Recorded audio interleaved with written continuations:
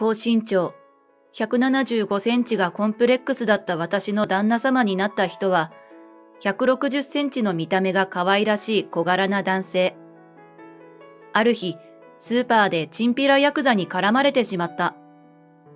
その時、旦那の取った驚きの行動と、さらにその後の展開に、今度は旦那が驚いた。私の名前は菅野小夜、31歳。小さな夜と書いて、小夜と読む。なかなか素敵な名前だと思うのだが、問題は私が175センチの大女だということだ。自己紹介すると大抵失笑されて突っ込まれる。小学校6年生の時にはすでに170センチあったのでもう慣れっこだ。ヒールを履いたら185センチとかになってしまうので、靴はいつもぺったんこ。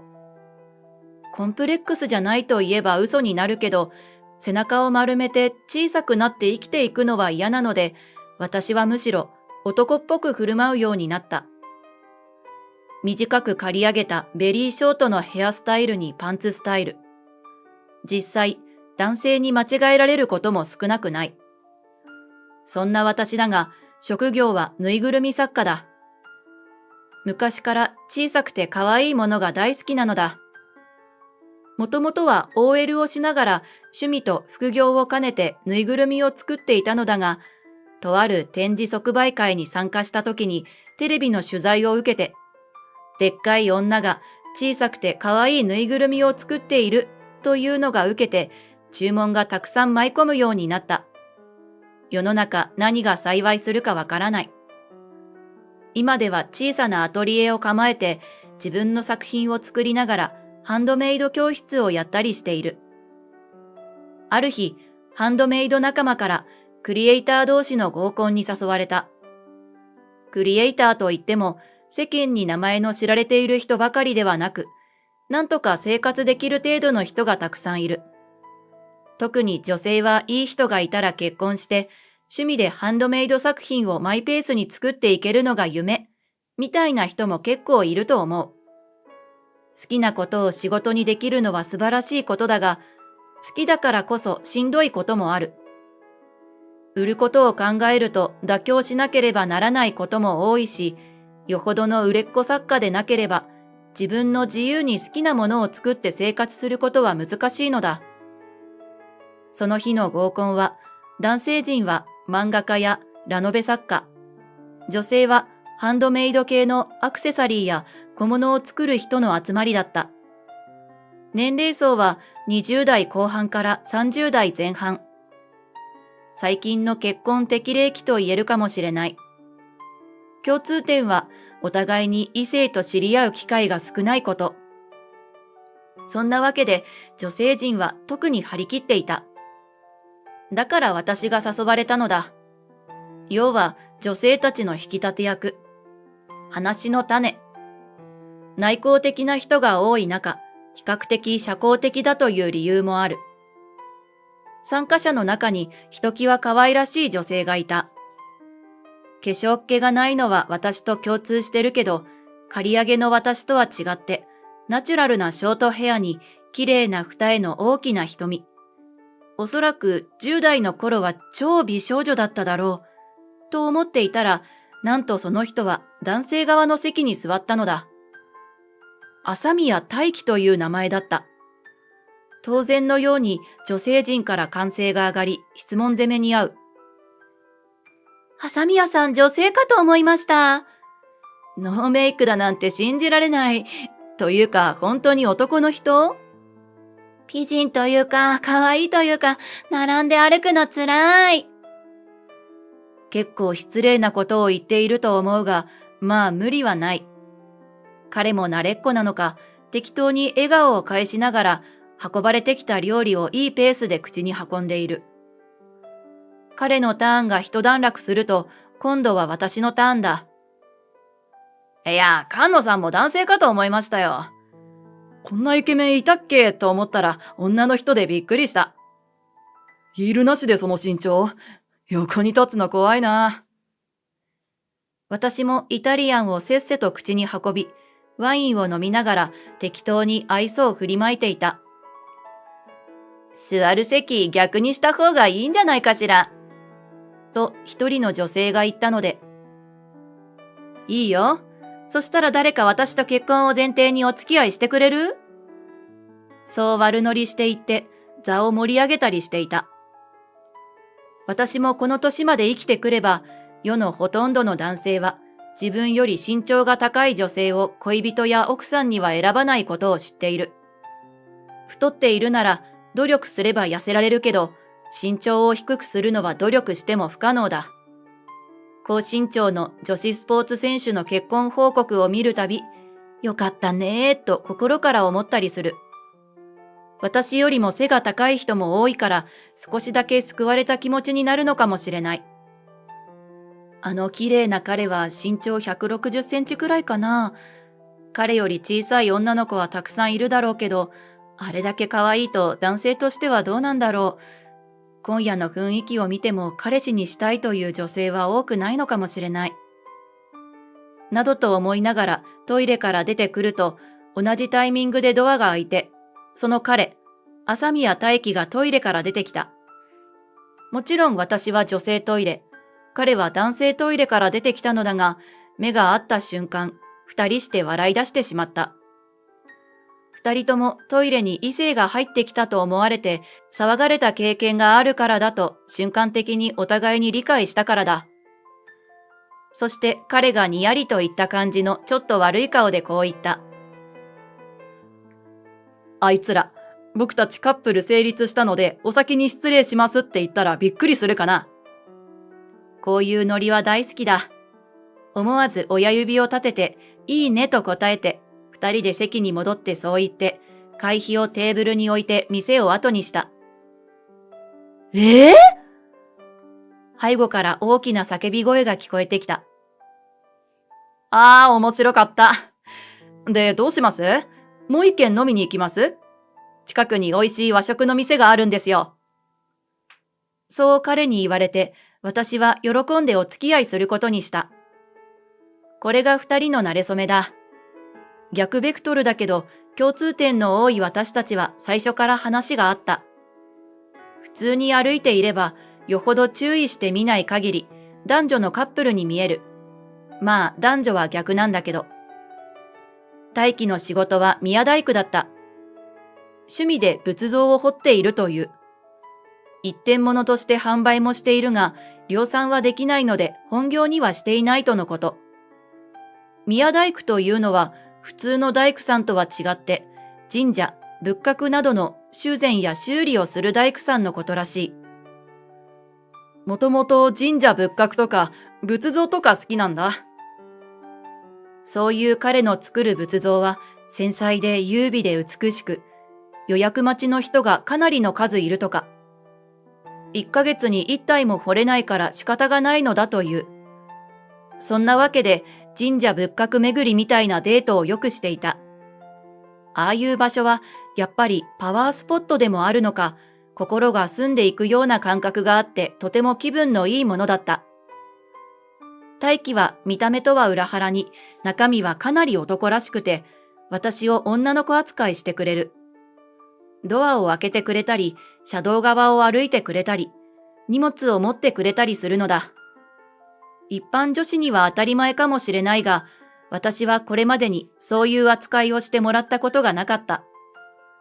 私が作ったぬいぐるみを見て、かわいいなぁ、さよらしくてすごくいいね。と言ってくれた。これが私はすごく嬉しくて。だって大抵は、見た目に似合わず可愛いの作るんだね、と言われるから。私の中の乙女な部分を理解してくれて、可愛いと言ってくれるのが本当に嬉しかった。年を取ってからも、二人で神社仏閣を見て回りたいな。これが大輝のプロポーズだった。もちろん私は即 OK。きっと周りはいろいろ言って笑うだろうけど、そんなことはどうでもいいと思った。結婚式、私がタキシードで大輝がドレス着たらウケるだろうね。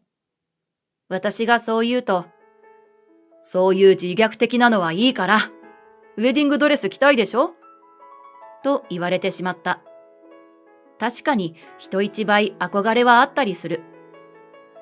でも、お色直しで逆バージョンというのはいいかも。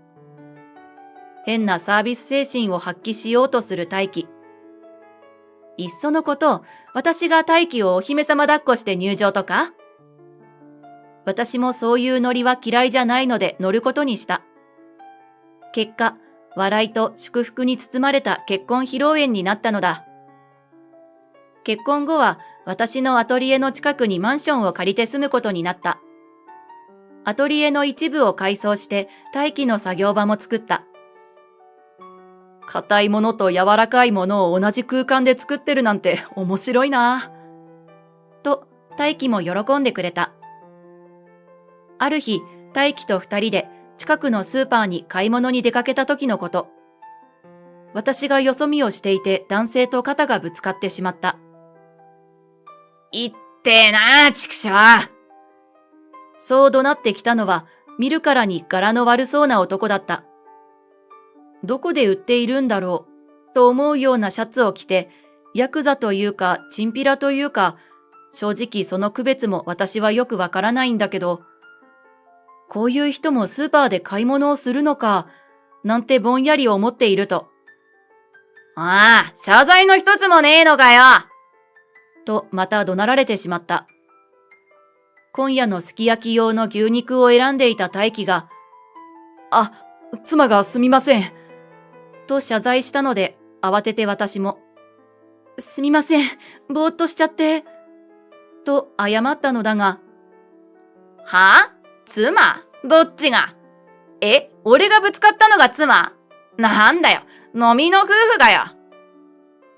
そう言って馬鹿にしたように笑い出したのだ。その上、てめえのでけえ嫁のせいで腕を骨折した。慰謝料払えと言い出したのだ。あれくらいで骨折するなんて骨粗鬆症ですかと言いたくなったが、関わらない方がいい人種だということは私でも知っている。それは大変だ。医者に行きましょう。と大輝が言った。ああ？俺は医者が嫌いなんだよ。つべこべ言わずに慰謝料よこせ。それで見逃してやるよ。小柄な大輝なら簡単に言うことを聞くと思ったのだろう。本人は凄みを聞かせた表情のつもりで脅してくる。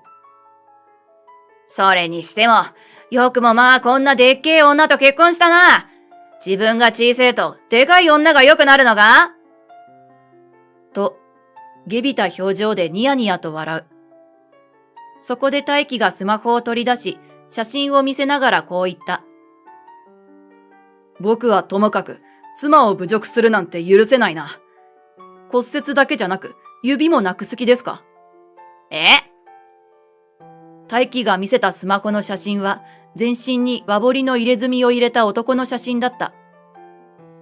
これ僕の父の若い頃の写真なんですけど、いや僕は堅気ですけどね。父は古いタイプのヤクザだから、素人さんに手を出すような輩は許さないと思いますよ。多分指を詰めろって言われるだろうな。にこやかに笑って大輝がそう言うと、男はあからさまにビビって逃げるようにスーパーを出て行った。それを見送って私たちは笑い出した。それって加工してあるけど高倉健でしょ？昔のヤクザ映画のスクショじゃない。その筋の人なのに高倉健を知らないのか。勉強不足だなと思った。いや、まあ、平和的解決に役立つかと思ってさ。あの男も万が一本当だったらと思うと逃げるしかなかったのかもしれない。その夜、すき焼きを食べながら大輝が言った。男にとって悪夢なのは、彼女や妻といるときに変な奴に絡まれて暴力で屈服させられること、というのがあると思うんだよね。一人の時ならまだいいけど、自分の愛する人の前で負けるのってやっぱり辛いじゃん？軽蔑されそうな気もするしさ。確かに男は弱いより強い方がいいとは思うけど、そんなことで軽蔑しないよ。ああいう輩は何するかわからないし。中学生くらいの時からそういう場面に出くわしたらどうしようかとたくさんシミュレーションしたんだよ。それがスマホに高倉健の写真を保存しておくことなの？私は少し呆れて笑ってしまった。いや、あれはその中の一つ。結局体を鍛えて強くなるしかないと思って合気道を習ったんだ。いざとなったらさよのことくらいは守れるよ。やだ、大輝ってばかっこよすぎる。おバカ夫婦と言われようとも、はっきり言って惚れ直してしまった。その後2回ほど、その男をスーパーやコンビニで見かけたが、こちらの姿に気づくと逃げるように立ち去っていった。これで一安心と思っていたら、そううまくはいかなかったのだ。最初にスーパーでぶつかってから3ヶ月ほど経ったある日の夕方のこと。アトリエの窓ガラスが割られた。その日はハンドメイド教室はお休みだったので、生徒さんに被害などはなかったが、慌てて外を見ると、先日のチンピラヤクザが結構大きめの石を手に持って少し離れたところに立っていた。おい、てめえらふざけんなよ。よくも騙しやがったな。と、かなりご立腹の様子。どうやら高倉健作戦はバレてしまったらしい。俺の兄貴分に昔のヤクザ映画好きな人がいたんだよ。こないだ無理やり一緒に見せられたあの写真の男が主人公だったんだよ。俺や人の顔は一度見たら忘れねえんだ。墨も同じだったから間違いねえ。と怒鳴った。その特技をもっと有効に使えばいいのに。こんなことをして警察に通報するわよ。よほど腹を立てているのか、こう言ってもひるむ様子がない。ふん、俺がパクられたら弟分に言って嫌がらせしてやるよ。手芸教室だろ？生徒が怪我しないといいけどな。そうなったら最悪だ。わかったわ。何が希望なの？謝罪と慰謝料だよ。最初から素直に払っときゃよかったんだよ。慰謝料って骨折の？石投げられるくらい元気そうだけど。精神的苦痛の慰謝料だよ。私はため息をついた。わかったわ。今手元にお金がないから明日銀行でお金を下ろして払ってあげる。いくら払えばいいの？100万円で勘弁してやる。今日はあの小さい旦那はいねえのか。いたらぶん殴ってやろうと思ってたのに。まだ仕事から帰ってないわ。連絡先を教えて。明日連絡する。大輝がこの男をとっちめるところを見たい気もしたが、そんなことになったらますますややこしいことになるだろう。ここはとりあえずおとなしく帰ってもらうしかない。忘れんなよ。もしバカな真似しやがったら窓ガラス一枚じゃ済まねえからな。そう脅し文句を吐いて男は帰っていった。それから1時間ほどして大輝が帰宅した。バレちゃったか。仕方ない、警察に行こう。今は随分暴力団に対する取り締まりが厳しくなってるみたいだし、一般市民に手を出したらいくらなんでもただじゃ済まないだろう。そうね。でももっといい方法があるわ。私はそう言って大輝を助手席に乗せ車を出した。どこへ行くんだ？着いてからのお楽しみ。私がそう言うと大輝はそれ以上追求してこなかった。車内ではあのチンピラヤクザの話で盛り上がった。そうか。一瞬見ただけの顔を記憶してるなんて、その特技もっと有効に使えばいいのにな。やっぱり思うことは同じだ。車は関越道に乗り、渋川伊香保で降りた。そこから30分ほど走った静かな温泉地が目的の場所だ。こじんまりした平屋建ての一軒家。少し立て付けの悪い引き戸を開けて現れたのは小柄な老人だ。おー、さよ、久しぶりだな。大きくなって。じいちゃん、前に会った時から身長は変わってないよ。この出来の悪い漫才みたいなやりとりを大輝はポカンとした顔で見ている。大輝、この人は私の母方の祖父なの。私がそう紹介すると、大輝は襟を正して、はじめまして、さよさんの夫の大輝と申します。と頭を下げた。祖父は大輝よりもさらに小柄で、身長は150センチくらいしかない。まるで赤かりし日のわしとばあさんを見ているようだ。あいつもわしよりうんと背が高くてな。いい女だったんだよ。祖父は昔を懐かしむように目を細めた。祖母は5年前に他界している。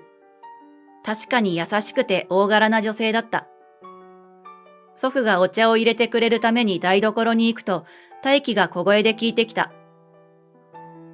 おじいさんがいるなんて聞いてなかったけど、結婚式にも披露宴にも来ていないよね。私が説明しようとすると、お茶を入れて戻ってきた祖父が言った。わしは堅気じゃないのでな、遠慮させてもらったんだよ。え？いやいや、心配するな。とっくの昔に足は洗ってある。さよの母は堅気の真面目な男と結婚したし、さよだってそっちの世界とは全く無関係だ。ただやっぱり、わしみたいなものは、おめでたい席は敷居が高くてな。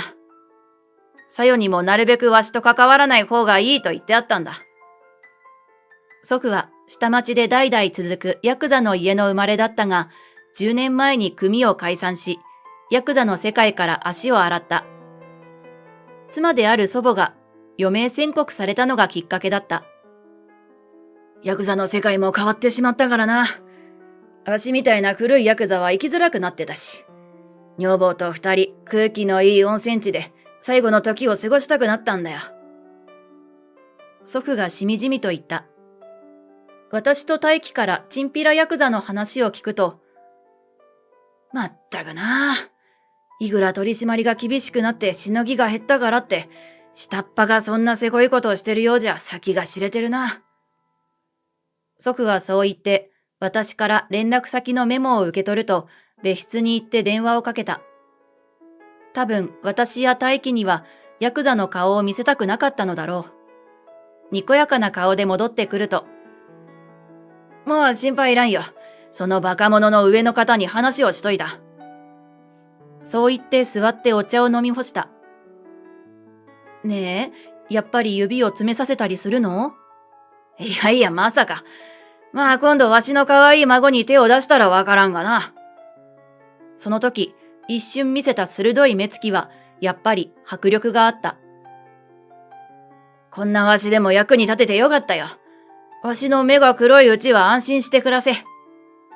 祖父はそう言って私たちを見送ってくれた。子供が生まれたら店に来るから、ずっと目が黒いままでいてよ。そうか。そうか。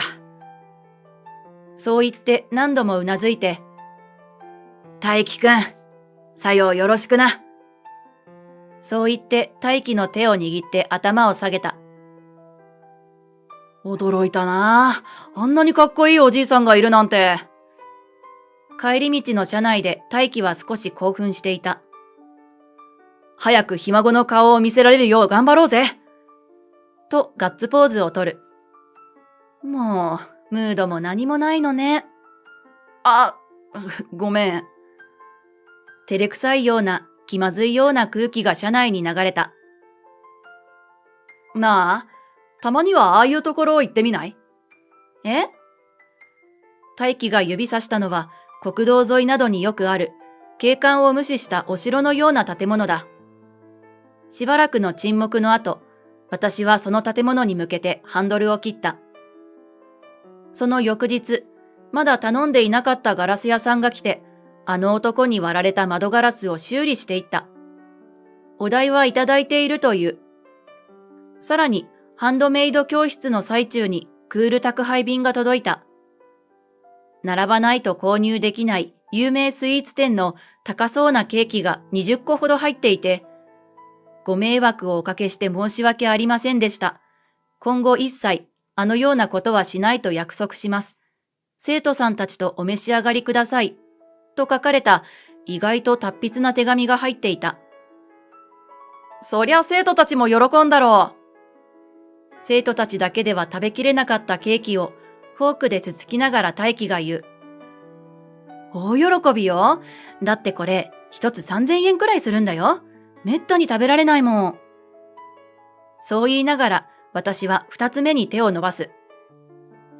あの男、人の顔を覚えるの得意みたいだし、字もうまいし、お店選びもセンスいいし、人は見た目によらないな。よっぽど上から絞られたんだろうね。もう二度と会うことはないだろうけど。とりあえず平和な日常が戻ってきてよかったと思う。その後、すっかり祖父のファンになった大輝は、祖父にプレゼントしたいと言って仏像を彫っている。おばあさんの写真ってある？おばあさんのイメージで彫りたいんだけど。大輝がそう言うので、祖父と祖母のツーショット写真を見せた。二人が田舎に移住してすぐの頃の写真だ。ああ、やっぱりさよに似ているな。仲良さそうですごくいい写真だね。僕たちもこんな風に年を取りたいな。私もそう思った。うんと長生きしてずっと二人で一緒にいたい。家族は増えるかもしれないけど、あの日、ひ孫が授かったかどうかはまだわからない。でもなんとなく大当たりの予感がする。きっとそう遠くない未来にまた祖父に会いに行けるだろう。